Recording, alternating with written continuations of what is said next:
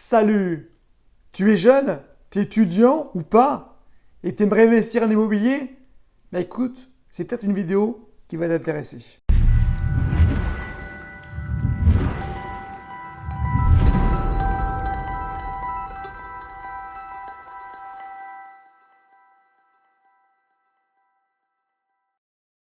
Alors si tu ne me connais pas, je m'appelle Stéphane, j'habite à côté de Lyon et je suis investisseur immobilier depuis plusieurs années et je vis entièrement de l'immobilier, on peut dire un rentier immobilier. Voilà. Alors déjà, avant toute chose, si tu veux investir en immobilier, tu es jeune, étudiant, peu importe, il faut vraiment que tu te formes. Il faut au moins que tu te baignes dans cette ambiance d'immobilier. Si tu n'as pas ça, tu n'arriveras pas à passer l'action, en tout cas tu feras les mauvaises actions. Donc déjà, commence à bien te baigner. Déjà, tu regardes ma vidéo, c'est déjà bien. Et là, maintenant, je vais te dire les points pour moi pour investir quand on est jeune. On va commencer par le premier point. Alors, le premier point, tu es jeune, tu es débutant. Déjà, la plupart du temps, tu n'as pas d'argent. Alors, c'est un mauvais point, disons. Mais par contre, un très bon point. Si déjà tu commences jeune.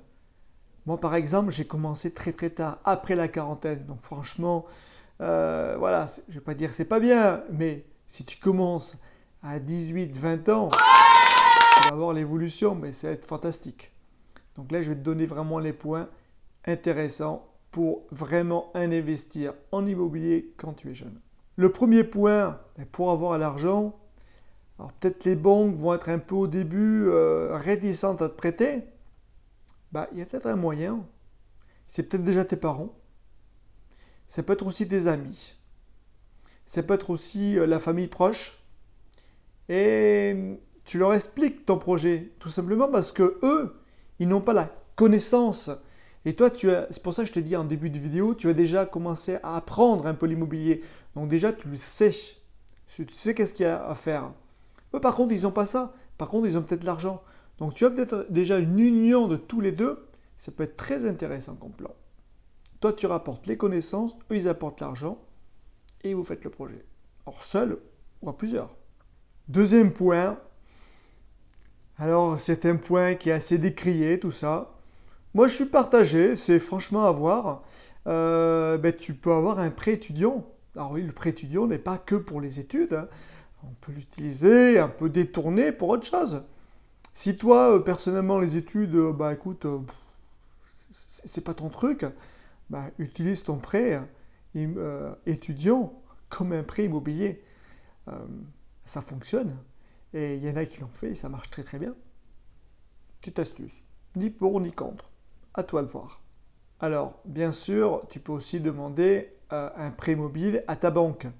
Si elle te connaît, tant mieux, parce que peut-être tu as eu un job d'étudiant, tu commences à avoir des rentrées d'argent, tout ça. On ne sait jamais, voilà. Et même là, tu peux même carrément dire, j'achète ma résidence principale. Tu vas me dire, oui, mais moi, j'ai pas envie d'acheter ma résidence principale. Non, mais au banquier, tu lui dis ça. Ok, c'est ce petit changement de mot. Parce que quand tu auras prêté, tu vas peut-être faire un autre truc, lui dire, écoutez, j'ai changé d'avis, par contre, le bien que j'ai acheté, il me rapporte de l'argent. Et là, il va voir tout de suite, ok, il a peut-être changé d'avis, mais gagne de l'argent, c'est bien, moi, je vais peut-être le reprêter. Donc, tu vois, il y a cette histoire d'acheter sa résidence principale, pour après tout de suite la mettre en résidence locative, ça peut être un bon coup de pouce. En plus, tu fais cela, tu habites chez tes parents, et donc beaucoup de charges en moins.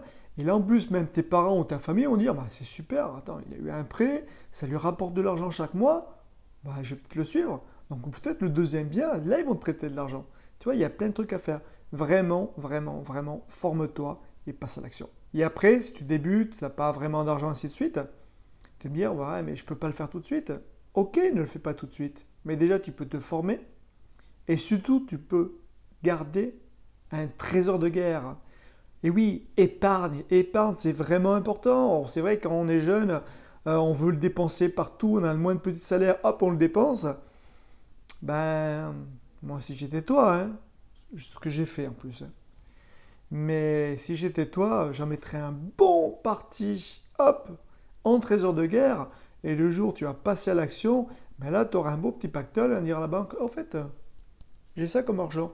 Bah, si vous voulez, je fais un petit apport et là, vous me faites un prêt. Alors, bien sûr, au début, un prêt à 200 000 euros, non, on n'y compte pas. 100 000 euros peut-être, mais en dessous de 100 000 euros, déjà 50 000 euros. En France, tu peux trouver vraiment des biens vraiment très bien. Ah, bien sûr, tout pourri, tu vas faire les travaux, tout ça. Mais comme tu t'es formé, tu connais tout ça. Donc, c'est possible d'investir jeune. Moi, je te recommande vivement, parce que la pierre, c'est quelque chose de sûr. C'est même plus que sûr pour moi, après plein d'autres trucs.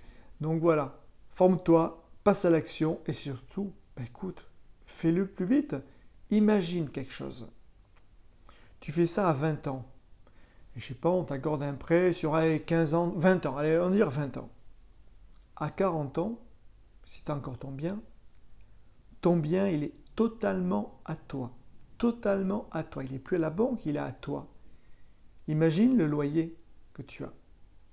Totalement à toi aussi le loyer. Bon, tu auras peut-être des impôts, ok. Mais 40 ans. 40 ans, souvent, c'est là où on commence à avoir la famille, peut-être des enfants, ainsi de suite.